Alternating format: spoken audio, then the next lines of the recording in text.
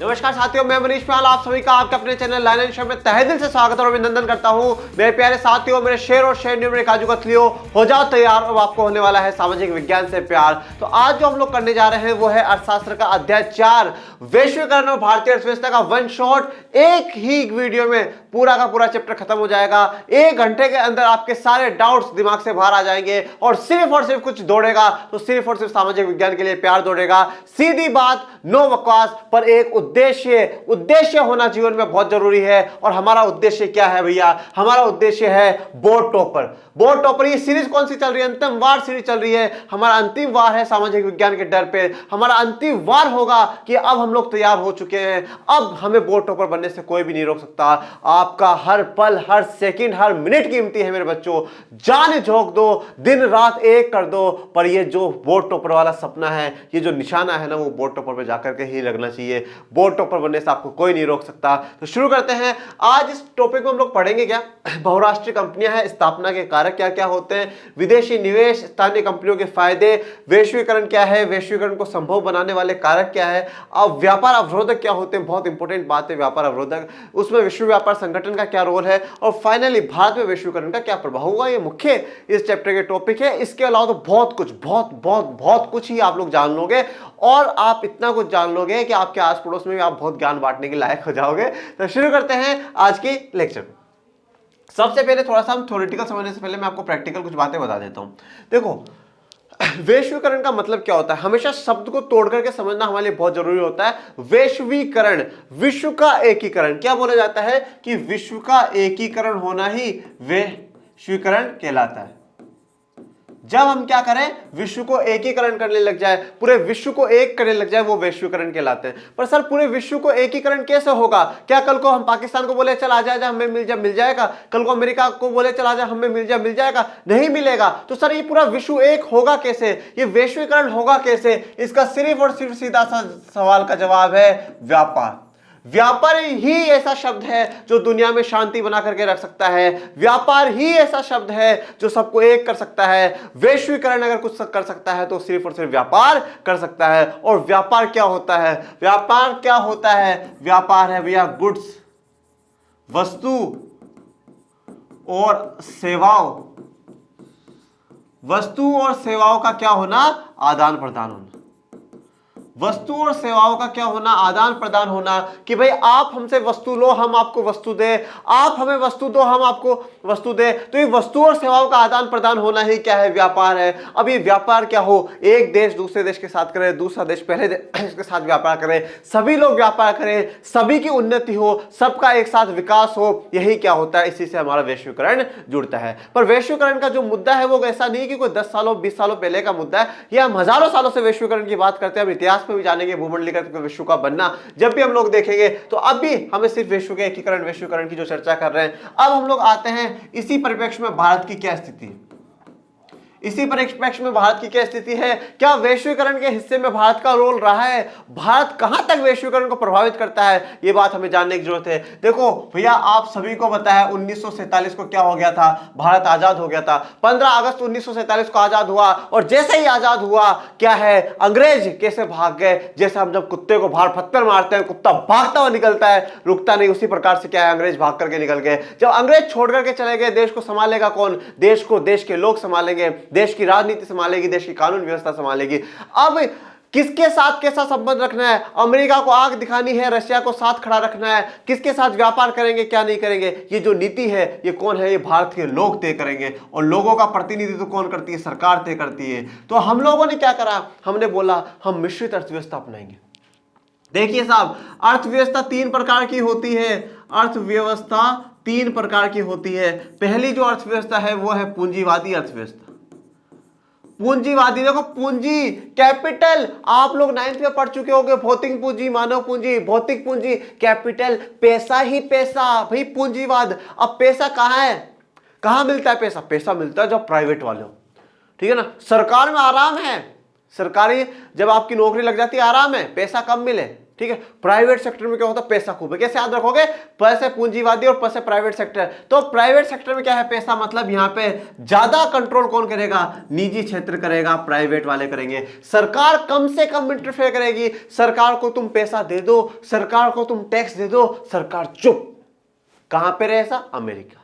America पूंजीवादी है। दूसरी तरफ हम लोग बढ़ते हैं समाजवादी। समाजवादी का मतलब भैया जो समाज का उत्थान करे, तो समाज का उत्थान प्राइवेट वाले तो कर नहीं सकते, वो तो कभी नहीं चाहेंगे। उनके लिए तो सीधी सी बात है, भैया हमारे लिए सबसे इंपॉर्टेंट चीज क्या है, पैसा हमारे लिए सबसे इंपॉर्टेंट है। चाहे गरीब ले जाए, चाहे अमीर ले जाए, चाहे अगड़ा पिछड़ा महिला पुरुष कोई भी लेकर के जाओ, हमें तो पैसा दे जाओ और ले जाओ। तो समाज का उत्थान कैसे होगा, समाज का उत्थान करती है सरकार। मतलब जहां पे सारा ज्यादा पावर किसके पास हो, सरकार के पास हो। प्राइवेट सेक्टर को कम से कम पावर दी जाए, उसे कहा जाता है समाजवादी। ये दो अर्थव्यवस्था उस समय पूरी दुनिया में थी, पूंजीवादी और समाजवादी। पूंजीवादी कहती है कि पूरा ट्रेड, व्यापार आसान से करो, कोई सरकार रोक टोक नहीं लगाएगी, जितनी फैक्ट्री खोलनी है खोलो, सरकार कोई रोक टोक नहीं लगाएगी। भारत ने चुना, बोले हम लोग मिश्रित अर्थव्यवस्था अपनाएंगे, हम लोग मिश्रित अर्थव्यवस्था अपनाएंगे। पूरी दुनिया चौंक गई, अरे बाबा ये क्या है, अरे अत्तामाजी सटकली ये क्या है, हमने आज तक समाजवाद सुना, पूंजीवाद सुना, ये मिश्रित कौन सी अर्थव्यवस्था है बाबा। तो वही भारतीयों ने बोला मिश्रित वो अर्थव्यवस्था है जहां पर समाजवाद के भी अच्छे गुण लेंगे, पूंजीवाद के भी अच्छे गुण लेंगे, हमारे यहाँ पे प्राइवेट वाले भी काम करेंगे और सरकार भी काम करेगी। हमने मिश्रित अर्थव्यवस्था अपनाई, हमने मिश्रित अर्थव्यवस्था अपनाई। पर हमेशा एक बात ध्यान रखिएगा कि भारत 1947 आजाद होता है। 1947 में आजाद होने के बाद 1947 से लेकर के 1990 तक भारत मिश्रित होने के बावजूद भी जो उसका झुकाव होता है वो समाजवाद की तरफ होता है, समाजवाद की तरफ होता है। और 1990 के बाद से भारत का झुकाव किसकी तरफ है, पूंजीवाद की तरफ। तो सर आप ये कैसे कह सकते हो कि 90 तक तो समाजवाद की तरफ झुकाव है और 90 के बाद पूंजीवाद की तरफ झुकाव है, क्या आधार है आपके पास ये कहने का। तो सुनो मेरे प्यारे विद्यार्थियों, बात ऐसी है 1990 तक हम लोगों ने क्या कर रखा था, हमारी अर्थव्यवस्था को बंद कर रखा था। हमने हमारी अर्थव्यवस्था को बंद कर रखा था कि भैया हमारी अर्थव्यवस्था में कोई नहीं घुसेगा, हम अमेरिका वालों को यहां पर आकर के कंपनी खोलने की इजाजत नहीं देंगे, हम चाइना वालों को सामान बेचने की इजाजत नहीं देंगे। हमने हमारी अर्थव्यवस्था को बंद कर रखा था, कोई नहीं आएगा, कोई भी नहीं आएगा, अर्थव्यवस्था बंद कर रखी। जब अर्थव्यवस्था बंद कर रखी, क्यों, क्योंकि सरकार ज्यादा कंट्रोल चाहती है, और सरकार ज्यादा कंट्रोल चाहती है वो तो समाजवाद होता है। और 1990 के बाद हमने क्या करा, 1991 में अर्थव्यवस्था को खोल दिया, हमने द्वार खोले और सबका स्वागत करा। फिर बोला आओ आओ फैक्ट्री लगाओ, हमारे यहाँ पे निवेश करो, पैसा लगाओ। तो वो पैसा लगाया गया। और जो 1991 में जो पॉलिसी लेकर के आते हैं उसे कहा जाता है एलपीजी की पॉलिसी।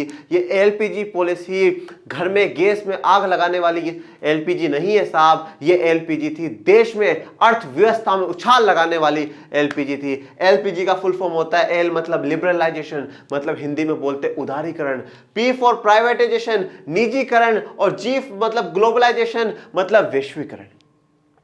अब भारत ने बोला हम भी वैश्वीकरण का हिस्सा बनेंगे, हम भी विश्व को एकीकरण में क्या है भागीदारी निभाएंगे, हम भी हमारे सामान विदेशों में भेजेंगे, हम भी विदेशों से अपना सामान खरीदेंगे। तो यहां से क्या है, फिर यहां से एलपीजी की शुरुआत होती। इस प्रकार से वैश्वीकरण में क्या है, पूरी दुनिया जुड़ती हुई हमें नजर आएगी। आपको सिर्फ और सिर्फ इतनी बात ध्यान रखनी है, अगर विश्व का एकीकरण होता है वही वैश्वीकरण है। और वो वैश्वीकरण होगा कैसे मेरे प्यारे विद्यार्थियों, वो होगा व्यापार से, वो होगा ट्रेड से, कि अगर व्यापार बढ़ेगा तो पूरी दुनिया एक होती हुई हमें नजर आएगी। तो शुरू करते हैं आज की कथा। बहुराष्ट्रीय कंपनियां, ये बहुराष्ट्रीय कंपनियां क्या है, ये बीच में कहां से आ गई भैया। बहुराष्ट्रीय कंपनियों का मतलब होता है मल्टीनेशनल कंपनीज। बहुत सी बार आपने नाम सुना होगा कि भैया मेरी दीदी, मेरे अंकल, मेरे चाचू, मेरे वो कहां पर काम करते हैं, एमएनसीज में काम करते हैं। अगर इसे शॉर्ट में कहा जाए तो हम इसे कहेंगे एमएनसीज में काम करते हैं, मल्टीनेशनल कंपनी में काम करते हैं, बहुराष्ट्रीय कंपनियों में काम करते हैं। अब इसका मतलब क्या है सर, देखो शब्द को फिर तोड़ो। बहु, मैंने सत्ता की साझेदारी में आपको बताया था, एक वचन, द्विवचन, बहुवचन। बहु मतलब बहुत सारे, तो बहुराष्ट्रीय बहुत ज्यादा राष्ट्रों में जो कंपनी हो उसे हम क्या कहेंगे, बहुराष्ट्रीय कंपनी। कंपनी एक ही है पर वो इंडिया में भी है, वो अमेरिका में भी है, वो ऑस्ट्रेलिया में भी है, वो न्यूजीलैंड में, वो पाकिस्तान, ना पाकिस्तान को छोड़ो, पाकिस्तान में कुछ नहीं भेजेंगे, तो वो सारी जगह है। एक राष्ट्र से ज्यादा में है वही क्या कहलाती है, बहुराष्ट्रीय कंपनी कहलाती है। तो जो कंपनी एक से ज्यादा राष्ट्रों में उसे हम क्या कहते हैं, बहुराष्ट्रीय कंपनी या मल्टीनेशनल कंपनी, एमएनसी कहा जाता है। एक बहुराष्ट्रीय कंपनी वह है जो एक से अधिक देशों के उत्पादन पर नियंत्रण, जो उत्पादन हो रहा है, ठीक है, जो प्रोडक्शन हम लोग कर रहे हैं, जिस भी सामान को हम लोग बना रहे हैं, जिस भी सेवा का प्रदान हम लोग कर रहे हैं, उसका नियंत्रण, कंट्रोल कौन रखती है, एक कंपनी रखती है एक से ज्यादा देशों में। अथवा स्वामित्व, स्वामित्व का मतलब होता है ओनरशिप, भैया उसके मालिक भी तो वही है, रखती है। जैसे कि जोमेटो, भैया जोमेटो क्या है, कहां की कंपनी है, भारत की कंपनी है। ये अमेरिका में भी अपने क्या है, पिज्जा बेच रही है, अमेरिका में भी अपने सामान बेच रही है, बहुत बढ़िया बात है। तो ये क्या है, एमएनसी है, ये क्या है, बहुराष्ट्रीय कंपनी। बहुराष्ट्रीय कंपनी केवल वैश्विक स्तर पर ही अपना तैयार उत्पाद नहीं बेच रही, बल्कि अधिक महत्वपूर्ण यह है कि वस्तुओं और सेवाओं का उत्पादन विश्व भर स्तर पर कर रही है। उत्पादन प्रक्रिया छोटे भागों में विभाजित होती है और विश्व भर में फैली हुई है। देखो इतने बड़े को आपको याद नहीं रखना, आपको क्या याद है कि जो बहुराष्ट्रीय कंपनी होती है ना, वो क्या कर रही है, जो उत्पादन है ना पूरी दुनिया में उत्पादन कर रही है, इस देश में भी, उस देश में भी, उस देश में भी, उस देश में भी। और क्या होता है, कभी कभार क्या होता है, जैसे मान लो कि हम लोग मोबाइल फोन है, तो मोबाइल फोन है तो क्या करते हैं ये लोग, बैटरी उस देश में बना रहे हैं, ठीक है, उसकी बॉडी इस देश में बना रहे हैं, और काम फिर वहां पूरा असेंबल दूसरे देश में हो रहा है, फिर वो बिक पूरी दुनिया में रहा है, ठीक है। तो जो ये प्रक्रिया है ना, उत्पादन की प्रक्रिया, वो पूरे विश्व भर में फैली हुई, विभाजित है, एक जगह वो नहीं होती। अब आ जाता है विश्व भर के उत्पादन को एक दूसरे से जोड़ना, विश्व भर के उत्पादन को एक दूसरे से जोड़ना। बहुराष्ट्रीय कंपनियों की स्थापना के कारण, भैया कोई भी बहुराष्ट्रीय कंपनी, कोई भी एमएनसी कहां पर स्थापित होगी, उसके क्या क्या कारण है वो जान लो। बाजार के नजदीक हो, भैया मार्केट का होना जरूरी है, मार्केट का होना जरूरी है। एक बात हमेशा याद रखना, अर्थशास्त्र का सिर्फ एक ही नियम है अर्थशास्त्र का सिर्फ और सिर्फ एक ही नियम है, पैसा पैसा पैसा, बस पैसा आना चाहिए भैया। मुझे मतलब नहीं है, मुझे नहीं आता जोड़ बाकी गुणा भाग, मुझे सिर्फ इतना पता है हाथ में पैसा आना चाहिए, पैसा आ रहा है तो मतलब है। तो भैया मैं जो भी सामान बनाऊंगा, मैं किसी भी सामान का उत्पादन करूंगा, तो उसको घर में सजाने के लिए तो बनाया नहीं, उसको घर में सजाने के लिए तो बनाया नहीं है। किस लिए बनाया है, कि बाजार में ले जाकर बेचूंगा और मुझे क्या मिलेगा, पैसा मिलेगा। तो कहां पर बेचूंगा, बाजार में ले जाकर के बेचूंगा। अब मैंने सामान बनाया राजस्थान में और बेचने के लिए जाऊं केरला, अरे भाई जितना कमाऊंगा ही नहीं उतना तो मेरा खर्चा ही हो जाएगा। तो मैं क्या करूंगा, मैं यूपी में बैठा हूं, लखनऊ में बैठा हूं, तो मैं लखनऊ के ही आसपास में गाँव में, शहरों में बाजार को ढूंढ लूंगा और वही उत्पादन करके उनको बेच दूंगा। तो बाजार का नजदीक होना बहुत जरूरी है, जहां कम लागत पर कुशल और अकुशल श्रम उपलब्ध हो। देखिए हमेशा बात याद रखिएगा, उत्पादन में, उत्पादन के 4 कारक होते हैं मेरे प्यारे बच्चों। आपने 9th क्लास में पढ़ा होगा उत्पादन के 4 कारक कौन से। पहला है भूमि, भूमि का होना बहुत जरूरी है। दूसरा है श्रम, बोलो श्रम। तीसरा है भौतिक पूंजी और फिर चौथा है मानव पूंजी। ये 4 प्रकार के क्या है, ये उत्पादन के कारक है। उत्पादन करते हो तो आपको इन चीजों की जरूरत पड़ती है। अब भी सिर्फ और सिर्फ चर्चा यहाँ पे श्रम की करूंगा। श्रम का मतलब लेबर है। लेबर की भी 2 प्रकार की, एक कुशल, कुशल मतलब एक्सपर्ट लेबर हो, जो शिक्षित हो, जो पढ़ी लिखी हो।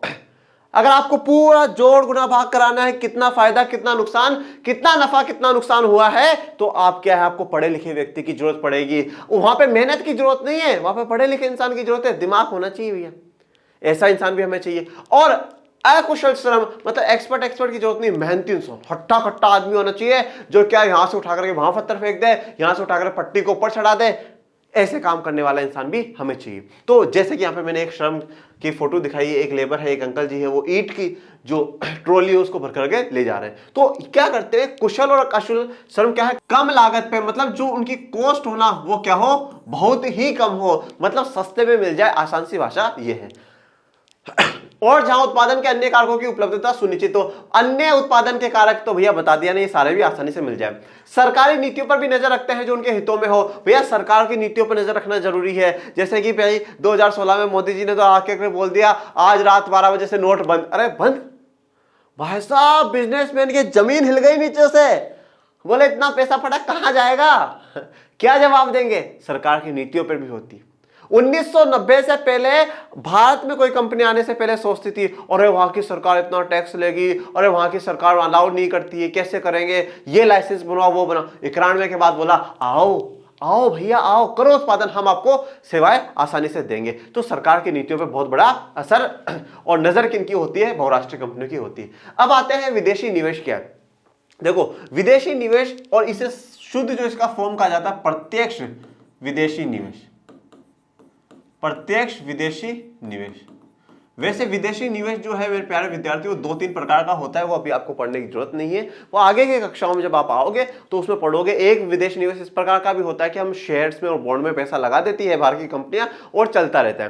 प्रत्यक्ष विदेशी निवेश या इसे हम क्या कहेंगे, foreign direct investment, FDI, foreign direct investment. इसमें क्या होता है, कोई भी कंपनी दूसरे देश में अपनी फैक्ट्री लगा देती है, अपनी कंपनी लगा देती है, मतलब डायरेक्ट रूप से इन्वेस्टमेंट हो रहा है, प्रत्यक्ष रूप से क्या है, निवेश वहां पे करा जा रहा है। तो जो प्रत्यक्ष विदेशी निवेश है वो ये है। तो कोई भी बाहर की कंपनी आती है और दूसरे देश में जाकर के क्या है, सामान बनाती है। परिसंपत्ति जैसे भूमि, भवन, मशीन और अन्य उपकरणों की खरीद में व्यय की गई मुद्रा को निवेश कहते हैं। देखो 2 शब्द आप हमेशा देखिएगा, एक होता है व्यय, और एक होता है निवेश। एक होता है व्यय और एक होता है निवेश। व्यय की अगर आसान भाषा में बोलूं तो खर्चा, एक्सपेंडिचर, और निवेश मतलब इन्वेस्टमेंट। सर दोनों में अंतर क्या है, जेब से तो पैसा जा रहा है, जेब हल्की हो रही है हमारा, दोनों का मतलब क्या है, दोनों में अंतर क्या है, अंतर है भैया, अंतर है। व्यय वो होता है जो आपने खर्चा कर दिया, उसका भविष्य में कोई भी रिटर्न नहीं आएगा, और निवेश क्या है, आपने आज पैसा जेब से गया है, पता है ये जो 10 रुपए खर्च करे ना, कल मुझे 100 रुपए कमा करके देंगे, ये होता है निवेश, ये होता है निवेश। मेरे पास 5 शर्ट है, मैं 5 शर्ट और लेकर के आऊं, ये खर्चा है क्योंकि मेरे कोई काम नहीं आएगा। पर मेरे पास 5 किताबें पढ़ी है, मैं 10 किताबें और लेकर के आ जाऊं, उन्हें पढ़ूं, अपना ज्ञान बढ़ाऊं, मुझे पता है इस ज्ञान को बढ़ा करके मैं क्या है, आगे आने वाले समय में अपने आप में सुधार कर सकता हूं। क्योंकि टीचिंग क्या है, टीचिंग मेरा प्रोफेशन है, टीचिंग मेरा प्रोफेशन है। पर एक तरफ दूसरी तरफ यही देखो कि अगर एक मॉडल है जो मॉडलिंग का काम करता है, एक एक्टर है, एक एक्ट्रेस है, वो अपने कपड़ों पे खर्चा करता है, वो अपनी बॉडी पे खर्चा करता है, वो इन्वेस्टमेंट है क्योंकि वो वहां से कमाएगा।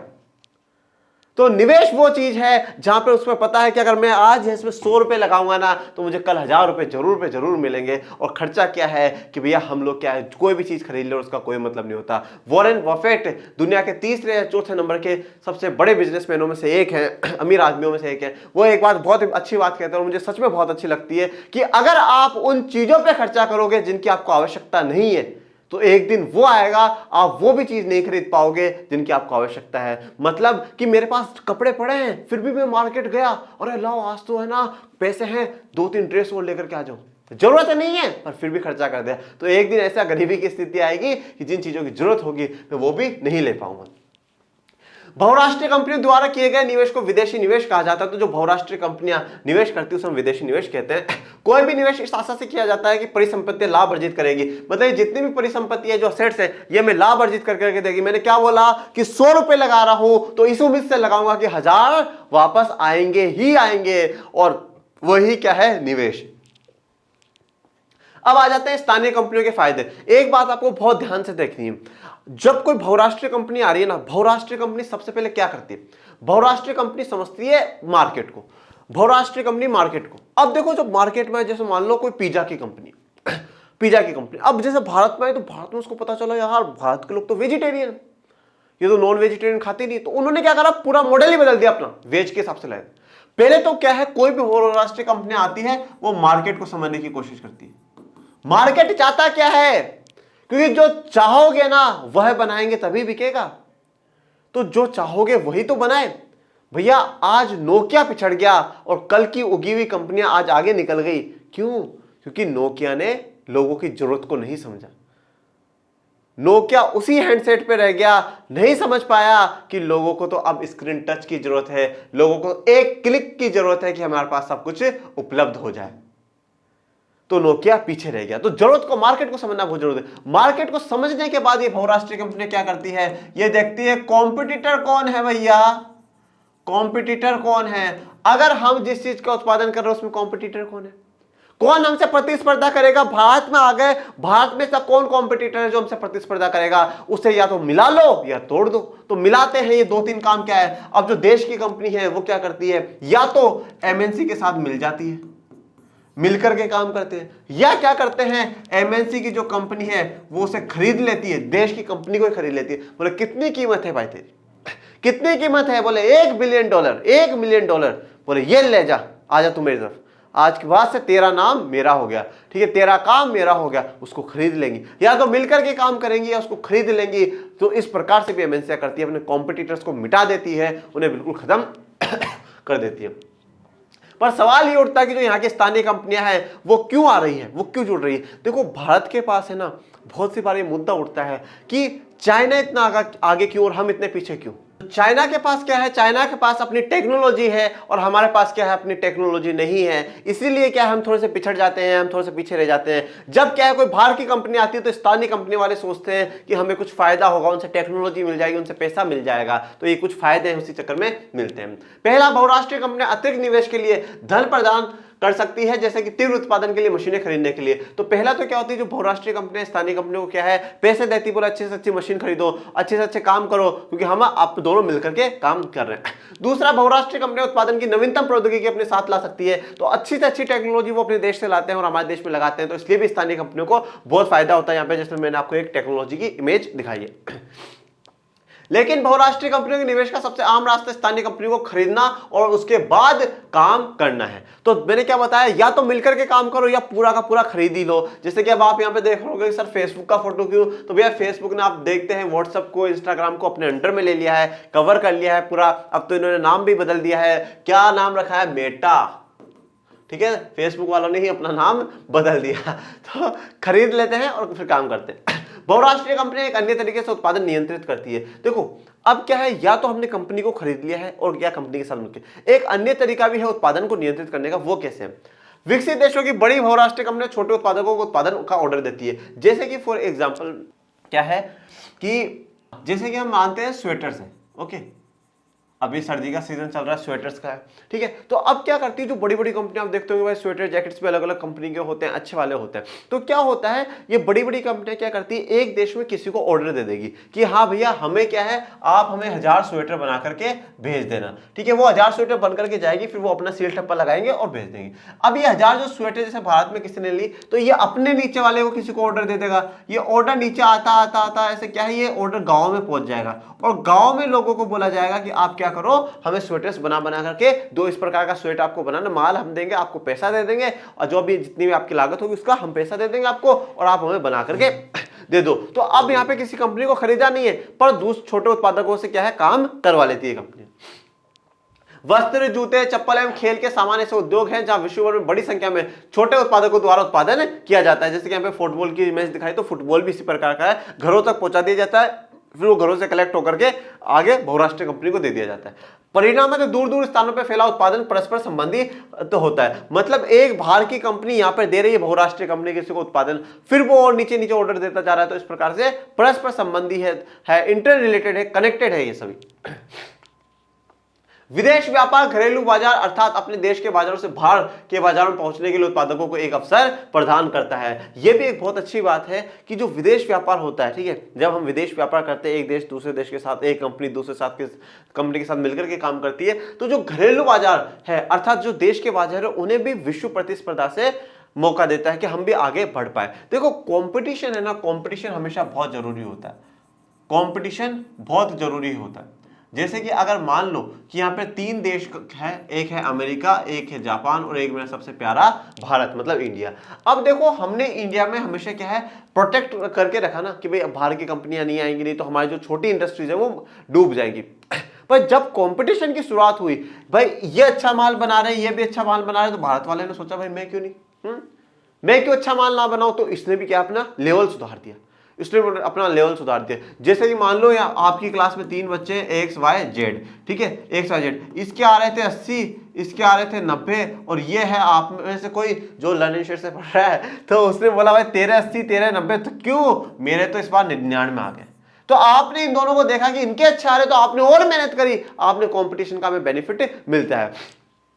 उत्पादक केवल अपने देश के बाजारों में अपने उत्पाद नहीं बेच सकते, बल्कि विश्व के अन्य देशों के बाजारों में प्रतिस्पर्धा कर सकते हैं। तो बिल्कुल यही तो बात वैश्वीकरण है कि हम एक अपने देश में नहीं पूरी दुनिया में अपने सामानों को बेच सकते हैं। इसी प्रकार दूसरे देशों में उत्पादित वस्तुओं के आयात से खरीदारों के समक्ष उन वस्तुओं के घरेलू उत्पादन के अन्य विकल्पों का भी विस्तार हुआ। तो अब जो उपभोक्ता है, उपभोक्ता के पास क्या हुआ, एक तो अपने देश का भाई आपने देश का जो सामान बन रहा है उसमें से जो खरीदना है वो खरीद लो, या जो विदेश से सामान आ रहा है दूसरी कंपनी का सामान है वो खरीद लो। जैसे कि आज हमारे पास ऑप्शन नहीं होता कि चाइना का सामान खरीदना चाइना को खरीद लो, भारत का खरीदना भारत का खरीदो, जापान का खरीदना जापान का खरीदो। अलग अलग कंपनियों का होता है, उन अलग अलग कंपनियों में से हम किसी को भी क्या है चूज कर लेते हैं। हाँ ये बात एक अलग है कि हमें ये नहीं पता होता ये कंपनी कौन से देश की है, बट फिर भी हम उनमें से परचेज करते हैं। बाजार में वस्तुओं के विकल्प बढ़ जाते हैं, दो बाजार में एक ही वस्तु का मूल्य एक समान होने लगता है। मतलब अब बाजार में वस्तुओं के विकल्प बढ़ जाते हैं, हमारे पास क्या है चॉइस है ना, चॉइस क्या है बढ़ जाती है, और एक ही वस्तु का मूल्य एक समान होने लगता है। तो आप फिर किसी भी मार्केट में जब भी देखेंगे तो एक वस्तु का आपको एक जैसा मूल्य देखने को मिलेगा। अब दो देशों के उत्पादक एक दूसरे से हजारों मील दूर होकर भी एक दूसरे से प्रतिस्पर्धा कर सकते हैं। ठीक है, मतलब अब जापान की कंपनी पैनासोनिक है, जापान की कंपनी पैनासोनिक है, और इंडिया की कंपनी नोकिया, ये दोनों क्या है भैया टक्कर कर रहे हैं कि किसमें है कितना दम। ठीक है, दोनों दूर दूर बैठे हैं पर दोनों में क्या है जो कंपटीशन है, प्रतिस्पर्धा है वो चल रहा है। इस प्रकार विदेश व्यापार विभिन्न देशों के बाजारों को जोड़ने या एकीकरण में सहायक होता है। तो एकीकरण पूरे विश्व को जोड़ने का जो काम कर रहा है उसी को हम क्या है वैश्वीकरण कहते हैं। जैसे कि पूरी दुनिया है और पूरी दुनिया को जोड़ा जा रहा है सैटेलाइटों के द्वारा, ट्रांजिस्टर सबके जोड़ा जा रहा है। अब आता है सवाल कि वैश्वीकरण क्या है। तो वैश्वीकरण क्या है वो मैंने आपको बता दिया, और वैश्वीकरण का एक तरीके से आधार है ना बहुराष्ट्रीय कंपनियां, इसलिए आपको पहले बहुराष्ट्रीय कंपनियों के बारे में समझाया गया। विभिन्न देशों के बीच परस्पर संबंध और तीव्र एकीकरण की प्रक्रिया ही वैश्वीकरण है। परस्पर संबंध, को रिलेशन, इंटर रिलेशन है ना भैया, हम सब अब मिलजुल करके काम कर रहे हैं, और तीव्र एकीकरण, हम सब में एकीकरण हो रहा है। अब क्या फर्क पता चलता है जब भैया हम सामान खरीदने जाते हैं, ठीक है, कहां देखते हैं हम लोग ये फोन किसका है किसका, हम लोग खरीद रहे हैं ना, ये एकीकरण हो रहा है। और विदेशों में भी हमारे सामान लोग खरीद रहे हैं ना, इंडिया के बने सामान खरीद, ये एकीकरण ही तो है। अधिकांश बहुराष्ट्रीय कंपनियों के क्रियाकलापों में वस्तु और सेवाओं का बड़े पैमाने पर व्यापार शामिल होता है। तो अधिकांश बहुराष्ट्रीय कंपनियां अपनी वस्तु और सेवाओं का उत्पादन कर रही हैं और पूरी दुनिया में बेच रही हैं। जैसे कि वैश्वीकरण क्या है भैया, एक जगह से दूसरी जगह दूसरा का सामान, तीसरी इसका सामान, यहाँ पे सब एक दूसरे से क्या है इंटरलिंक्ड हो चुके हैं। अधिक विदेश व्यापार और अधिक विदेश निवेश के परिणाम स्वरूप विभिन्न देशों के बाजारों एवं उत्पादनों में एकीकरण हो रहा है। तो ज्यादा अधिक विदेश व्यापार हो रहा है, और अधिक विदेशी निवेश के कारण क्या हो रहा है, पूरा दुनिया क्या है एकीकरण हो रहा है। विदेशी व्यापार क्या है, हम एक दूसरे से व्यापार कर रहे हैं, और विदेशी निवेश क्या है, एक कंपनी दूसरे देश में आकर के निवेश कर रही है। बहुराष्ट्रीय कंपनियां वैश्वीकरण की प्रक्रिया में मुख्य भूमिका निभा रही है, ये बात हमने देखी, क्योंकि बहुराष्ट्रीय कंपनियां ही क्या है एक तरीके से वैश्वीकरण का आधार है। विभिन्न देशों के बीच अधिक से अधिक वस्तु और सेवाओं, निवेश और प्रौद्योगिकी का आदान प्रदान हो रहा है। तो अब देखो क्या है, सिर्फ वस्तु और सेवाओं का, गुड्स और सर्विस का ही नहीं हो रहा है, वस्तु और सेवाओं का भी हो रहा है, उसके साथ साथ निवेश। भैया क्या है, एक कंपनी दूसरे देश में निवेश कर रही, पैसा लगा दिया वहां पे, वो अपनी जगह बैठी और पैसा चल रहा है, ठीक है। उसके अलावा प्रौद्योगिकी, टेक्नोलॉजी दे रही है। जैसे कि किसी कंपनी को खरीद लिया, बोले तुम्हारी टेक्नोलॉजी हम देंगे पर हमारा सील ठप्पा लगेगा, टेक्नोलॉजी का आदान प्रदान हो रहा है। जैसे कि मैंने यहाँ पर भी आपको एक टेक्नोलॉजी की फोटो दिखाई।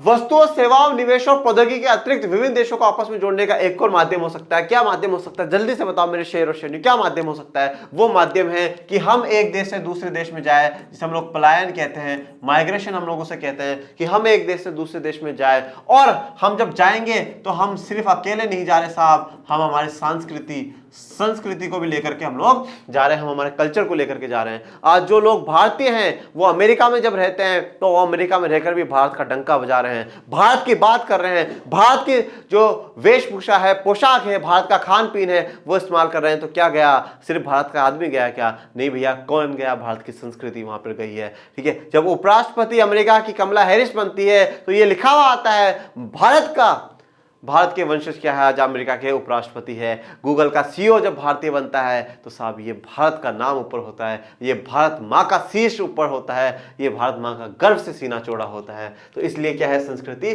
जुड़ती है। ये माध्यम है विभिन्न देशों के बीच लोगों का आवागमन। तो लोग एक देश से दूसरे देश में आते जाते हैं। प्राय लोग बेहतर आय, बेहतर रोजगार एवं शिक्षा की तलाश में एक देश से दूसरे देश में आवागमन करते हैं, किंतु विगत कुछ दशकों में अनेक प्रतिबंधों के कारण विभिन्न देशों के बीच लोगों के आवागमन में अधिक वृद्धि नहीं हुई है। तो लोग जाते क्यों है? सबसे इंपॉर्टेंट सवाल तो हमारा है, लोग जाते क्यों? देखो, हमारे लिए क्या है, हमेशा क्या है, कुछ मूलभूत आवश्यकताएं, कुछ जरूरतें होती हैं, कुछ जरूरत हमारे लिए होती है, मूलभूत आवश्यकताएं, जरूरतें हमें होती है। जैसे कि जिसे मैं हमेशा कहता हुआ आया हूं, रकम। रकम, रोटी कपड़ा मकान, ये तो मूलभूत आवश्यकता है, जरूरत है। पर हमेशा इंसान सिर्फ और सिर्फ इनमें नहीं जीना चाहता ना। वो रोटी कपड़ा मकान नहीं चाहता है, वो इससे ऊपर भी चाहता है। वो चाहता है कि मेरे घर, मेरा जो मकान है ना वो बेहतरीन हो, सुख सुविधाओं से पूरा मकान हो, कपड़े भी हो तो स्टैंडर्ड कपड़े हो, अच्छे कपड़े हो। कब तक रोटी रोटी रोटी के नाम पे कुछ अच्छा और भी खाने को मिले। उसके अलावा गाड़ी हो मेरे पास, एक अच्छा बंगला हो, घर में एसी हो। हमारी जो जरूरत है ना, आवश्यकता है, वो इच्छाओं, वो पूरा हम लोग करना चाहते हैं। पर सबसे पहले तो रोटी कपड़ा मकान हमें मिलना चाहिए। तो हमारी आवश्यकता है, हमारी जरूरत है, हमारी इच्छाएं कब पूरी होंगी? जब हमारे पास अच्छी आय होगी, अच्छी इनकम होगी। अच्छी इनकम होना बहुत जरूरी है। अब आप बताइए कि जो महीने के 1000 रुपए कमाता है और जो महीने के 1 लाख कमाता है, किस में अंतर है साहब? 1 लाख वाला हम मानते हैं ज्यादा सुखी होगा, पर ये एक देश का दुर्भाग्य है। सरकार कहती है जो इंसान एक दिन के 27 से 28 रुपए कमाता है वो गरीब नहीं है। सब 27 रुपए में आता क्या है? क्या आता है 27 रुपए में? 22 रुपए में तो एक दूध की थैली आ जाती है, और अगर घर में छोटा बच्चा और वो बोलते मैं तो पार्ले जी का बिस्किट का पैकेट खाऊंगा, तो 27 रुपए तो वही हो गए। तो फिर बाकी क्या आएगा? खाना कहां से आएगा? तो लोगों के लिए रकम, रोटी कपड़ा मकान की आवश्यकता पूरी करने के लिए सबसे ज्यादा जरूरी क्या है? आय, इनकम उनकी अच्छी होनी चाहिए। अब इनकम कब अच्छी होगी? घर पे बैठे बैठे तो होगी नहीं, घर पे बैठे बैठे तो होगी नहीं। लक्ष्मी माता भी तभी साथ देगी जब आप मेहनत करोगे। और मेहनत कब करोगे? आपको रोजगार मिलना चाहिए, आपको काम करना चाहिए। और हमेशा ध्यान रखिएगा, बेरोजगार उसको कहा जाता है जो काम करना चाहता है पर काम ना मिले। ऐसा नहीं है मैं घर में बैठा रहा और बोलूं काम ही नहीं है, तो वो गलत बात है। तो रोजगार मिलना चाहिए, और रोजगार हम हमेशा कैसा चाहते हैं कि हमें ज्यादा से ज्यादा उसमें क्या हो, इनकम हमें मिले। तो इसलिए क्या है, लोग क्या है, बाहर जाते हैं कि हमें अच्छी इनकम। भाई आज काफी लोग गांवों से शहरों की तरफ जा रहे हैं। क्यों जा रहे हैं? शहरों में बड़ी बड़ी कंपनियां हैं, वहां जाकर के काम कर लेंगे, किसी फैक्ट्री में लग जाएंगे, काम कर लेंगे, क्योंकि शहरों में अच्छी सुविधा है। पहला तो अच्छी इनकम मिल जाएगी, अच्छा रोजगार मिल जाएगा, उसके अलावा जो बाकी अन्य सुविधा है वो भी हमें अच्छी मिलेगी। शिक्षा अच्छी मिलेगी, हमें स्वास्थ्य अच्छा मिलेगा, गांवों की तुलना में शहरों में अच्छा मिलेगा, शहरों की तुलना में बड़े महानगरों में, मुंबई, दिल्ली, चेन्नई, कोलकाता में अच्छा मिलेगा। यही कारण है कि लोग एक जगह से दूसरी जगह जाते हैं। और अगर बात करूं हमारे देश से कोई दूसरे देश में भी जा रहे हैं, तो उन्हीं की यही आशा है कि मैं और भी क्या है, अच्छा आय होनी चाहिए, अच्छा रोजगार होना चाहिए। पर एक बात कहता हूं कि इस भारत भूमि ने हमें जन्म दिया है, हम इसके ऋणी हैं। अगर हम हमारा सब कुछ लेकर के विदेश चले जाते हैं तो वो तो दुखद बात है। ठीक है, हर चीज पैसा नहीं होती, हर चीज हमारे लिए इनकम नहीं होती, कुछ चीज राष्ट्र के प्रति समर्पण भाव भी होता है। इसीलिए कहता हूं कि तन मन धन ये जीवन, राष्ट्र तुझको समर्पण होना चाहिए। तो कितना भी कमाए, कम कमाए ज्यादा कमाए। और आज के टाइम पर भी बहुत से लोग हमारे बीच में उदाहरण है ऐसे, जो विदेशों की नौकरियां छोड़ छोड़ करके भारत आ रहे हैं। जैसे कि एक तो ऑल इंडिया रैंक टॉपर रहे कनिष्क कटारिया, जो कि साउथ कोरिया में जॉब छोड़ करके, करोड़ों की जॉब छोड़ करके भारत में आकर के यूपीएससी का एग्जाम देकर के बोलते हैं आईएएस बनना है, क्योंकि मुझे देश की सेवा करनी है। तो देश के प्रति जो समर्पण है वो हमेशा बना रहना चाहिए। ऐसे डॉक्टर कलाम थे जिन्होंने नासा के ऑफर ठुकरा दिए कि नहीं, मैं अपने देश से गद्दारी नहीं कर सकता हूं। ये बहुत बड़ी बात होती है। तो लोगों के आते जाते रहते हैं, और उसमें क्या है, पिछले कुछ सालों से प्रतिबंध लगा दिया, इसलिए लोग क्या है, कम हो गए। और अभी तो हम लोग देख रहे हैं कोरोना के चक्कर में वैसे भी लोगों ने आना जाना बंद कर दिया है। देश विदेश तो छोड़ो, घरों पर आना बंद कर दिया। ये भी एक शांति का ही माहौल है। वैसे भारत में अतिथि देवो भव कहा जाता है, पर आजकल वाले अतिथि देवो भव में नहीं है, वो राक्षस योनि में आके बैठ जाते हैं। जैसे यहाँ पे मैंने आपको पैसे की फोटो दिखाई। वैश्वीकरण को संभव बनाने वाले कारक। अब वैश्वीकरण किन किन कारक पे, कौन कौन सी चीजें से वैश्वीकरण संभव हो सकता है? सबसे पहला है प्रौद्योगिकी में तीव्र उन्नति व मुख्य कारक है जिसे वैश्वीकरण की प्रक्रिया को उत्प्रेरित किया गया है। तो सबसे इंपॉर्टेंट, सबसे पहले तो क्या है, टेक्नोलॉजी। टेक्नोलॉजी में जो बहुत बड़ा परिवर्तन आया है, यही क्या है, सबसे पहला कारण है कि पूरे विश्व को इसने एक करा है। परिवहन प्रौद्योगिकी, जिसमें भी एक इंपॉर्टेंट है टेक्नोलॉजी, कौन सी, ट्रांसपोर्ट वाली, परिवहन वाली, क्योंकि एक सामान एक जगह से दूसरी जगह बहुत आसानी से पहुंचाया जाता है। पहले भैया बैलगाड़ी चलती थी, 2 दिन 3 दिन में दूसरी जगह ला जाकर पहुंचाती थी। उसके बाद और धीरे अच्छा इन्वेंशन हुआ, और अब आज रेलगाड़ियों में बहुत जल्दी पहुंच जाता है, बसों में जल्दी पहुंच जाता है। अब एरोप्लेन में, हवाई जहाजों में बहुत जल्दी है, पानी की जहाजों में सामान जल्दी जल्दी पहुंचाया जाता है। तो ट्रांसपोर्टेशन की प्रगति होना प्रौद्योगिकी में बहुत बड़ी उपलब्धता है। उसके अलावा सूचना एवं संचार प्रौद्योगिकी, सूचना और संचार, इंफॉर्मेशन एंड कम्युनिकेशन टेक्नोलॉजी, हमें हर चीज की सूचना। पहले का जमाना था साहब, कबूतर से संदेश जाया करते थे, जा जा जा कबूतर जा, वो कबूतर जाता था। और ये भी टैलेंट था कबूतर का, और टैलेंट था भारतीयों का कि वो कबूतर सही जगह जाकर के ये संदेश देता था। पर कबूतर की कुछ अपनी सीमाएं थी, वो एक प्रकार के ही संदेश पहुंचाया करता था, सभी प्रकार के नहीं पहुंचाया करता। तो कबूतर के द्वारा संदेश जाते थे। उसके बाद जो संदेश जाते थे डाक के द्वारा, डाक के द्वारा। तो डाक में भी एक नॉर्मल संदेश होता था और एक तार एक तरीके से बिल्कुल फास्ट सर्विस है। तो तार तो कब भेजा जाता था, जबकि भाई किसी की बिल्कुल ही डेथ है तो हो गई, तो इंपॉर्टेंट है ये भाई आज ही पहुंचना आ जाना।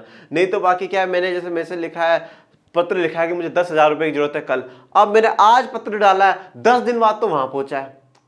उसके बाद उन्होंने पढ़ा, अच्छा 10,000 की जरूरत है मनीष को, वो भेजेंगे। फिर वो अरे भैया 20 दिन हो गए, मनीष का काम हो गया, नहीं चाहिए। तो इतना धीरे धीरे परिवर्तन हुआ। उसके बाद फिर क्या है, समय के साथ हम लोग कॉलिंग पे, टेलीफोन में लैंडलाइंस आए, तो वो लैंडलाइंस भी बहुत कम लोगों के पास हुए। उसके बाद फोन आए, उसका तो इंटरनेट आ गया, आजकल तो व्हाट्सएप। लोग कार्ड देने के लिए, शादियों के कार्ड देने के लिए लोगों के पास टाइम नहीं है। थोड़ा सा प्रौद्योगिकी के फायदे भी हैं तो नुकसान भी हुए हैं। दूरसंचार सुविधा, तो ये दूरसंचार सुविधाओं में मैंने चर्चा करी है, सभी जो अभी कबूतर का जाना और आना। इंटरनेट तो भैया आज के जमाने में शायद, और अब भी कोरोना वाली स्थिति में शायद मुझे इंटरनेट पे बोलना नहीं चाहिए, क्योंकि बहुत मतलब एक जान आधार बन चुका है हमारे जीवन का कि इंटरनेट तो होना ही चाहिए। मतलब एक दिन धारा 144 लग जाती है एरिया में और बोला जाता है आज इंटरनेट सेवाएं बंद है, तो भैया जब मैसेज आता है और जब 99% हमारे मोबाइल की बैटरी चार्ज होती है और शाम को 6 बजे जब इंटरनेट खुलता है और देखते हैं अभी तक 99 ही नहीं चार्ज है, क्योंकि मोबाइल को छूने का मन ही नहीं करता बिना इंटरनेट के। अब आते हैं व्यापार अवरोधकों पे। व्यापार अवरोधक क्या होते हैं, ठीक है, इन्हें ट्रेड रेस्ट्रिक्शंस भी हम लोग कहते हैं कि व्यापार में कुछ अवरोधक है। देखो अवरोधक का मतलब क्या है, अवरोधक का मतलब है परेशानी आना, बीच में कुछ प्रतिबंध लगा देना। व्यापार पे प्रतिबंध लगा देना ही क्या है, व्यापार अवरोधक है। ठीक है, रेस्ट्रिक्शंस कुछ लगा देना, जैसे आपको बोल दिया जाए, आपको बोले कल से तू बाहर नहीं जाएगा, ये क्या है, रेस्ट्रिक्शन है, प्रतिबंध है। तो जैसे फॉर एग्जांपल चिंटू पे प्रतिबंध लगा दिया घर वालों ने, ठीक है, तो चिंटू पे लगा दिया प्रतिबंध, तू कल से बाहर नहीं जाएगा, कल से तू तेरे दोस्तों के साथ वहां पिज्जा खाने नहीं जाएगा, तो ये प्रतिबंध लगा। किस पे लगा, चिंटू पे, मिंटू पे, बबली पे, सोनू पे, जिस पे भी लगा, लग गया प्रतिबंध। तो प्रतिबंध लग गया, ये अवरोधक है ना। आप क्या बोलोगे, और मेरे घर वाले कैसे हैं, मेरे बीच में हर बार रोक देते हैं मुझे, ठीक है, अवरोधक लगा दिया ना बाहर घूमने फिरने पे, आपको प्रतिबंध रेस्ट्रिक्शन कर दिए। तो यहाँ पर भी व्यापार पे क्या है, प्रतिबंध लगाते हैं। अब ये व्यापार में आपको 2 प्रकार के प्रतिबंध देखने, एक है आयात शुल्क, आयात शुल्क या जिसे हम इंग्लिश में कहते हैं टैरिफ, और दूसरा होता है कोटा। दोनों में अंतर जान लीजिएगा, बहुत इंपॉर्टेंट है। आयात शुल्क, देखो अब आयात आया कहां से आया, बाहर से आया, तो आया, और शुल्क, शुल्क मतलब कुछ चार्जेस। भैया कुछ चार्जेस, आप स्कूल में पढ़ने जाते हो शुल्क ही तो लेते हैं कि हाँ कुछ चार्जेस, हमें तो पुलिस वाला पकड़ लेता तो कुछ शुल्क ही तो काटता है, चार्ज ही तो काटता है हमारा, बाकी थोड़ी काटता है। तो आयात शुल्क, जो बाहर से सामान आ रहा है ना, हम उस पर कुछ शुल्क लगाएंगे, कुछ चार्जेस लगाएंगे। जैसे कि मान लो अमेरिका से हमारे पास कोई सामान आया, उस सामान की अमेरिका ने जो कीमत थी वो 100 रुपए थी, हमने बोला 100 कैसे बेटा, 50 रुपए हमें और दे, क्या है, आयात शुल्क है, टैरिफ है ये। तो अब जब आयात हम ज्यादा बाहर के सामानों पे से, जो बाहर का सामान हमारे देश में आ रहा है उस पर अगर हम लोग टैरिफ बढ़ाते हैं, तो इसका मतलब क्या है कि हम उनको संदेश देना चाहते हैं, इशारों में ही संदेश देना चाहते हैं कि भैया मत भेजो, हमें नहीं खरीदना है। ये कर क्यों रहे हैं, क्योंकि जो हमारे देश की कंपनियां हैं, जो देश के उद्योगपति है, वो अपने सामान को बेच सके। क्योंकि अगर इनका सामान आ गया और वो सस्ते में बिकने लगा तो हमारे देश के सामान को तो कोई खरीदेगा नहीं, तो हम टैरिफ लगाते हैं। और अगर हम लोग टैरिफ कम लगा रहे हैं, आयात शुल्क हम लोग कम लगा रहे हैं, तो इशारे में कह रहे हैं आ जाओ और सामान लाओ, किसने रोका है, आपका ही है, भेजो ज्यादा से ज्यादा सामान। तो आयात शुल्क का मतलब यह है कि जो सामान आ रहा है उस पर जो आप शुल्क लगा रहे हो, ज्यादा लगा रहे हो, मतलब आप उनको संदेश देना चाहते हो, रुक जाओ। समझदार को इशारा काफी होता है, और नहीं समझते हो तो फिर तो बेइज्जती करके बोलेंगे कल से सामान मत भेजना है, और कम कर देते हो तो बुला रहे हैं। कोटा क्या होता है, कोटा एक तरीके से क्या है, लिमिट कर देते हैं। हम लिमिट लगा देते हैं कि भैया आप अपने मोबाइल फोन 1000 से ज्यादा मोबाइल फोन हमारे 1 साल के अंदर हमारे देश में नहीं भेजोगे। ये दोनों क्या है, ये अवरोधक है, रोक दिया ना, प्रतिबंध लगा दिया। भैया अब यहां पर भी हम लोग क्या है, मना कर रहे हैं, और यहां पे भी लिमिट कर दी, प्रतिबंध है। व्यापार में प्रतिबंध, व्यापार का मतलब क्या, आदान प्रदान, और जितना कर सकते हो उतना करो, वही व्यापार है। पर अभी हमने रोक दिया, प्रतिबंध लगा दिया है, रेस्ट्रिक्शंस लगा दिए। जानते हैं और व्यापार अवरोधक के बारे में। सरकारें व्यापार अवरोधक का प्रयोग विदेश व्यापार में वृद्धि या कटौती नियमित करने और देश में किस प्रकार की वस्तुएं कितनी मात्रा में आयातित होनी चाहिए यह निर्णय करने के लिए कर सकती है। तो सरकारें व्यापार अवरोधक का इस्तेमाल क्यों करती है? देश में विदेश व्यापार का मतलब जो सामान आ रहा जा रहा है उसमें वृद्धि और कटौती करने के लिए, नियमित रेगुलर करने के लिए, एक सही फेज में, ना ज्यादा ना कम, ऐसा करने के लिए कर सकती है। और कितनी मात्रा में आएगा तो वो कोटा है, ये भी सरकार तय करती है। इसे अवरोधक इसलिए कहा जाता है क्योंकि कुछ प्रतिबंध लगाता है। तो ये प्रतिबंध लगा दिए ना, यही तो बात मैंने बताया, व्यापार प्रतिबंध ही व्यापार अवरोधक है। स्वतंत्रता के बाद भारत सरकार ने विदेश व्यापार और विदेशी निवेश पर प्रतिबंध लगा रखा था। तो मैंने बोला ना भैया, 1990 से पहले मिश्रित होने के बावजूद भी हम लोग समाजवाद थे, मिश्रित होने के बावजूद भी हम लोग समाजवाद थे। 1990 के बाद हम लोग क्या बनेंगे? पूंजीवाद हम लोग क्या है? बन जाएंगे। 1990 के बाद हम लोग पूंजीवाद बनेंगे, क्योंकि 1991 में कौन सी पॉलिसी आएगी? एलपीजी की पॉलिसी आएगी, उदारीकरण, निजीकरण और वैश्वीकरण की। देश के उत्पादकों को विदेशी प्रतिस्पर्धा से संरक्षण प्रदान करने के लिए अनिवार्य माना गया। क्या अनिवार्य माना गया? कि 1990 से पहले जो हम लोग ये काम कर रहे हैं, हमने जो अर्थव्यवस्था को क्या कर रखा था? बंद कर रखा था कि हमारी अर्थव्यवस्था में कोई भी नहीं आएगा। तो ये क्यों हमने इसको अच्छा माना? क्यों? क्योंकि ये हमारे जो लघु उद्योग है, छोटे उद्योग है, उनको संरक्षण है कि हम उनको बचा करके रखना चाहते हैं। भारत में करीब सन 1991 के प्रारंभ में नीतियों में कुछ दूरगामी परिवर्तन किए गए। देखो 1991 में जो परिवर्तन किए गए ना, उसके दो तीन कारण। एक तो ये भी था कि हम वैश्वीकरण करना चाहते हैं, एक ये भी था कि हम हमारे जो यहाँ के लोग हैं कॉम्पिटिटर्स हैं उनको मौका देना चाहते हैं, विदेशी कॉम्पिटिशन से भिड़े। तीसरी कारण ये था, हमारे पास विदेशों को लौटाने के लिए पैसा खत्म हो चुका था, सोना बेच बेच करके काम चलाना पड़ रहा था। और चौथा कारण ये था, एक शीत युद्ध हुआ था मेरे प्यारे बच्चों। तो वो शीत युद्ध जब हुआ ना, वो 1991 में खत्म हो गया, और उसमें यह माना गया कि अमेरिका जीत गया। और अमेरिका का क्या था? अमेरिका कैसी विचारधारा वाला है? पूंजीवादी विचारधारा वाला है। तो भारत ने सोच लिया पहले ही क्या है, पतली गली से निकल के हम अमेरिका के साथ हो जाते हैं तो फायदा रहेगा। तो 4-5 कारण है, पर फिर भी की तारीफ करी गई बात। सरकार ने ये निश्चय किया कि भारतीय उत्पादकों के लिए विश्व के उत्पादकों से प्रतिस्पर्धा करने का समय आ गया है, कि अब कंपटीशन करने के लिए तैयार है। क्योंकि 47 से लेकर के 90 तक का टाइम दे दिया ना भैया, कितना 43 साल का टाइम दे दिया खुद को और भी मजबूत करने के लिए। तो अब कंपटीशन का टाइम आ चुका।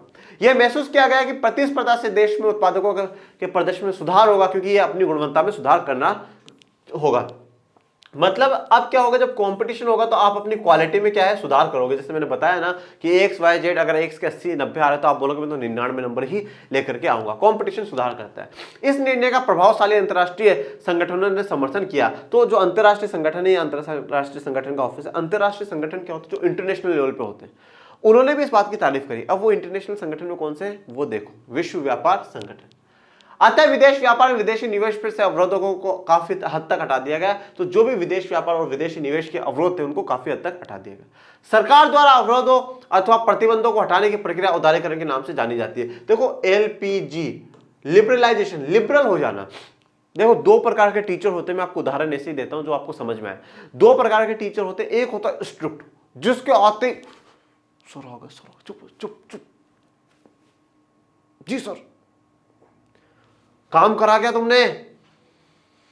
नहीं सर कल नहीं कर पाया ऐसा है। तो उसके आते हैं सन्नाटा हो जाता है, सर चुप चुप चुप, बिल्कुल ऐसा। तो वो क्या स्ट्रिक्ट है, मतलब वो बख्शेगा नहीं। तो मतलब पहले हम कैसे थे? हम स्ट्रिक्ट थे, हम किसी को भी आने नहीं दे रहे। और एक होता है, एक टीचर आता है, hello sir, good morning sir, वो टून है ना लिबरल। पता है सर कुछ नहीं बोलेंगे, खुद सर भी खुद मस्ती मजाक कर लेते हैं, पढ़ाते हैं भी, बढ़िया। तो एक लिबरल का उदारी है, वो आपको ज्यादा डांटेगा नहीं, आपको नहीं, आराम से सबके लिए छूट है, ठीक है, कोई जैसा करना है करो, बस पढ़ाई करो। तो यहां पर भी क्या है, अब हम उदार हो गए, उदारता आ गई ना हमें, आ जाओ सब आ जाओ, उदार हो गए।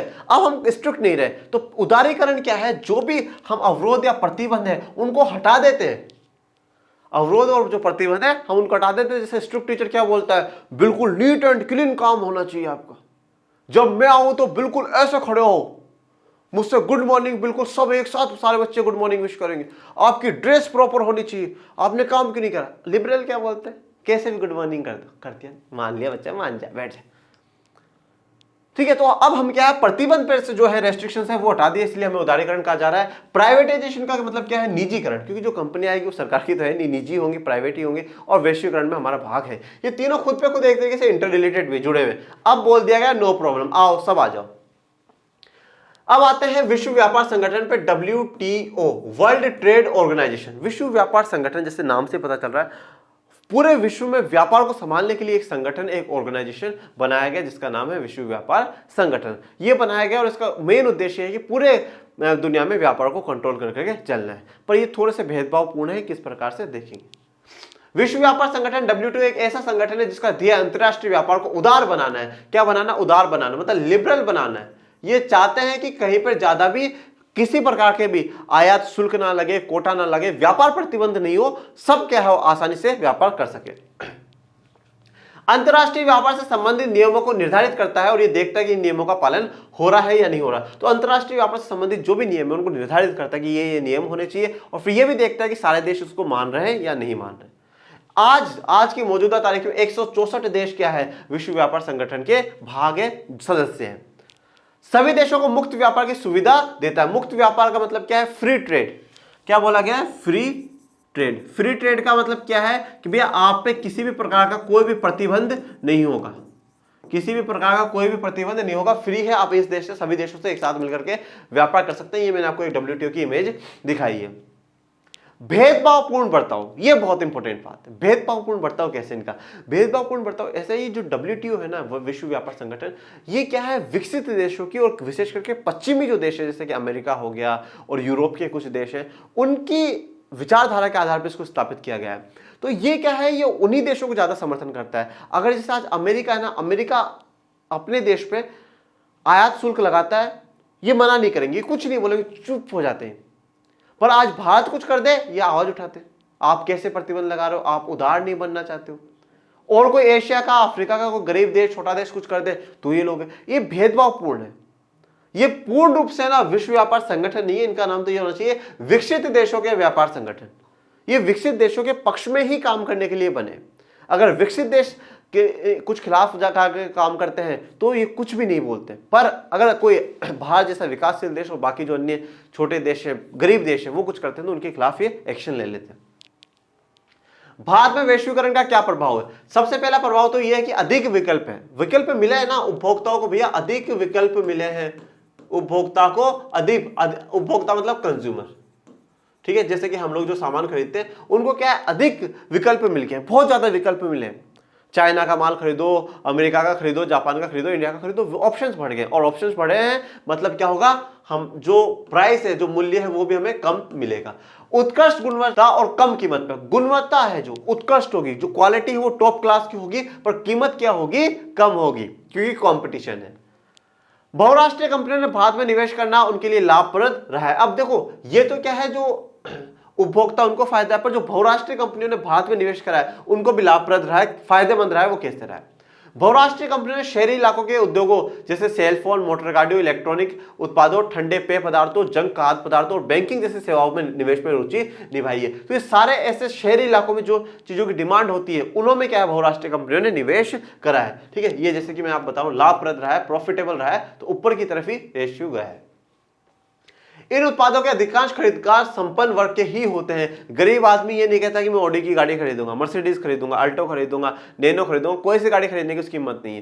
ठीक है, कोई कभी गरीब बच्चा ये नहीं बोलता मैं तो आज जंक फूड खा करके आऊंगा, नहीं, वो कहता भैया दाल रोटी मिल जाए, छाछ के साथ लाल चटनी और सूखी चपाती मिल जाए, खा लूंगा। तो जो ये सारे जो डिमांड है ना, खरीदार संपन्न वर्ग के, अमीर वर्ग के लोग ही करते हैं, कभी भी गरीब ऐसी डिमांड नहीं करता।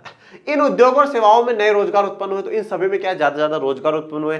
रोजगार उत्पन्न, ये रोजगार किसको मिलेंगे, भारत के लोगों को ही मिलेंगे। तो ज्यादा ज्यादा रोजगार का मतलब है आपकी आय बढ़िया होगी, और आय बढ़िया होगी मतलब आपकी जो जरूरत है मेरे प्यारे विद्यार्थियों, वो भी बढ़िया हो जाएंगी, पूरी होगी।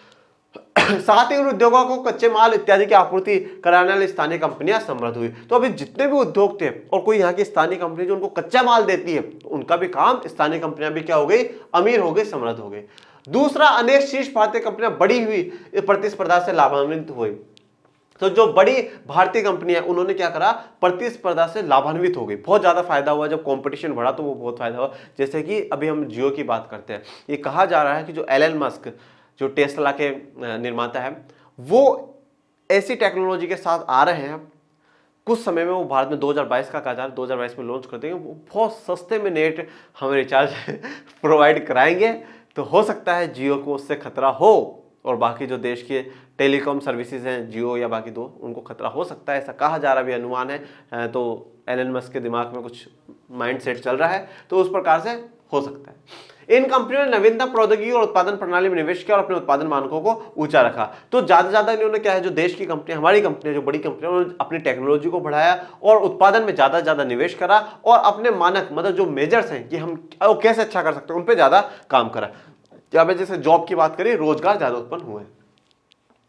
कुछ ने विदेश कंपनियों के साथ सफलतापूर्वक सहयोग का लाभ अर्जित करा। तो मैंने क्या बोला था, कुछ बहुराष्ट्रीय कंपनियों के साथ मिलकर के काम कर रहे हैं। तो मिलकर के काम करें तो फायदा हो रहा है। जैसे कि यहाँ पर उदाहरण आप हीरो होंडा का देख सकते हैं, ठीक है, हीरो होंडा है, तो हीरो इंडिया की है, होंडा कहाँ की है, वह जापान की है। मारुति सुजुकी का देख सकते हैं आप, ठीक है, ये लोग जो मिल करके काम करा। तो ये सभी ऐसा, हीरो तो अब अलग हो गया, हीरो होंडा तो ये सभी इस प्रकार से है। वैश्वीकरण ने कुछ बड़ी भारतीय कंपनियों को बहुराष्ट्रीय कंपनियों के रूप में उभरने के योग्य बनाया है, जैसे कि टाटा मोटर्स में बहुत बड़ी है, इन्फोसिस जो आईटी का है, रेनबेक्सी दवाइयों का, एशियन पेंट्स पेंट का है, सुंदम फास्टनर्स नट और बोल्ट का है। ऐसी भारतीय कंपनी जो विश्व स्तर पर आज अपने कार्यकलापों का प्रसार कर रही है। अब यहाँ पे आपको सारे एग्जाम्पल याद करने की जरूरत नहीं, आप एक दो याद करिएगा, बाद में आदि लगा दीजिएगा, ठीक है। जो टीचर को बता रहा है और भी बहुत एग्जाम्पल मैडम, पर मैंने थैंक यू बोलो, मैंने 2 ही लिखे, तो आप 2 या 3 लिख करके आदि लगा सकते हैं। न्याय संगत वैश्वीकरण सभी के लिए अवसर प्रदान करेगा और यह सुनिश्चित भी करेगा कि वैश्वीकरण के लाभों में सबकी बेहतर हिस्सेदारी हो। न्याय संगत वैश्वीकरण होना चाहिए। न्याय संगत वैश्वीकरण का मतलब क्या है कि सबके लिए वैश्वीकरण, सबको भागीदारी मिले। एक गरीब से गरीब इंसान को भी क्या हो, भागीदारी मिलनी चाहिए, उसमें उसको भी सपोर्ट मिलना चाहिए। एक जो गरीब लघु उद्योग खोल करके बैठा उसका भी फायदा हो, ऐसा वैश्वीकरण हमें होना चाहिए। एक दुनिया के पिछड़े से पिछड़े देश को फायदा। आज अफ्रीका के बहुत से ऐसे देश हैं जिनकी स्थिति बहुत बुरी है सच में, पर उन पर ना तो कोई विश्व व्यापार संगठन ध्यान देता, कोई ध्यान नहीं देता। ये सिर्फ और सिर्फ वहां बैठ करके बढ़िया एसी में बैठते हैं और ज्ञान देते हैं कि तुम ऐसा कर दो, तुम वैसा कर दो, खुद से कुछ होता जाता नहीं है और बस बैठ करके मजे मार रहे हैं। सरकार ये सुनिश्चित कर सकती है कि श्रमिक कानूनों का उचित कार्यान्वयन हो और श्रमिकों को अपने अधिकार मिले। तो सरकार ये बात का ध्यान रखे, क्योंकि देखो ये बात एक मानसिकता है कि प्राइवेट कंपनियों में क्या होता है, फैक्ट्रियों में ज्यादा से ज्यादा मजदूर से काम कराया जाता है, उसका अधिकारों का ध्यान नहीं रखा जाता है, मानव अधिकारों का। तो इसलिए सरकार क्या करे, अच्छे कानून बनाए और उनका कार्यान्वयन मतलब सही से वो लागू हो और श्रमिकों को अपने अधिकार मिले। ये छोटे उत्पादकों को कार्य निष्पादन में सुधार के लिए उस समय तक मदद कर सकती है जब तक वे प्रतिस्पर्धा के लिए सक्षम ना हो जाए, और ये काम तब तक करते रहना चाहिए और सरकार को छोटे उत्पादकों को हमेशा समर्थन देना चाहिए। लघु उद्योग जो है, छोटे उद्योग है, देश के उद्योग है, उनको हमेशा समर्थन देना चाहिए जब तक वो कंपटीशन के लिए बिल्कुल काबिल ना हो जाए। हम लोगों की जो टेक्नोलॉजी है, हमारा जो माइंड है, हमारा जो सेट है, वो बहुत अच्छा है, बहुत गजब का है। हमारी संस्कृति बहुत गजब की है। हम जो कपड़े पोशाक पहनते हैं वो हमारे बहुत अच्छे हैं, हमें उसे बनाए हमेशा रखना चाहिए। कब तक देनी चाहिए, जब तक कंपटीशन में हम लोग जीत ना जाए। यदि जरूरी हुआ तो सरकार व्यापार और निवेश अवरोधकों का उपयोग कर सकती है। अगर सरकार को लगे व्यापार और अवरोधक लगाने हैं तो बिल्कुल लगाओ, किसने मना करा है। यह न्याय संगत नियमों के लिए विश्व व्यापार संगठन से समझौते भी कर सकती है। विश्व व्यापार संगठन हमारी मर्जी से है, हम चाहे तो उसका हिस्सा रहेंगे, नहीं तो नहीं चाहे तो उसका हिस्सा नहीं। अगर न्याय संगत नियमों के लिए विश्व व्यापार संगठन नहीं काम करता है तो हम विश्व व्यापार संगठन को भी छोड़ सकते हैं। विश्व व्यापार संगठन में विकसित देशों के वर्चस्व के विरुद्ध समान हितों वाले विकासशील देशों को मिलकर लड़ना होगा। तो विश्व व्यापार संगठन में किसका दबदबा है, विकसित देशों का, उन्हीं के हिसाब से काम चल रहा है। अब देखो विकसित देशों का है तो विकासशील देशों के खिलाफ मिलकर के लड़ना होगा और ये कहना पड़ेगा क्या हो, न्याय संगत, क्या हो, न्याय संगत वैश्वीकरण होना चाहिए। तभी हम लोग क्या है, राजी हैं, नहीं तो हमारे लिए कोई भी सेंसिबिलिटी नहीं है, कोई भी इसका कोई मतलब नहीं है। इसी के साथ जो आज हमारा वन शॉट है वैश्वीकरण और भारतीय अर्थव्यवस्था का, वो पूरा कंप्लीट हो गया है मेरे प्यारे विद्यार्थियों। देखो अब एक बात, आप मेरी बात बहुत ध्यान से सुना, और भी डिटेल में और भी डीप में आपको इन पॉइंट्स को जानना हो तो मेरे सिर्फ 3 लेक्चर्स हैं वैश्वीकरण भारतीय अर्थव्यवस्था के।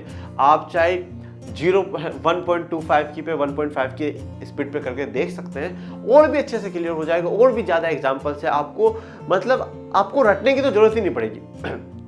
सिर्फ और सिर्फ आप वो सुनकर के भी एग्जाम में टॉप अच्छा कर सकते हो। और फिर भी टाइम नहीं है तो भैया वन शॉट तो इसीलिए आ रहे हैं कि आप अपने टाइम में, इस कम टाइम में ज्यादा से ज्यादा पढ़ सको। ओके, कोई डाउट आया तो कमेंट बॉक्स में डालिएगा, और अच्छा लगा बिल्कुल ज्यादा से ज्यादा अपने चैनल को लाइक करें, शेयर करें, सब्सक्राइब करें। मिलते हैं अगले वीडियो में, तब तक के लिए थैंक यू सो मच। जय हिंद, जय भारत।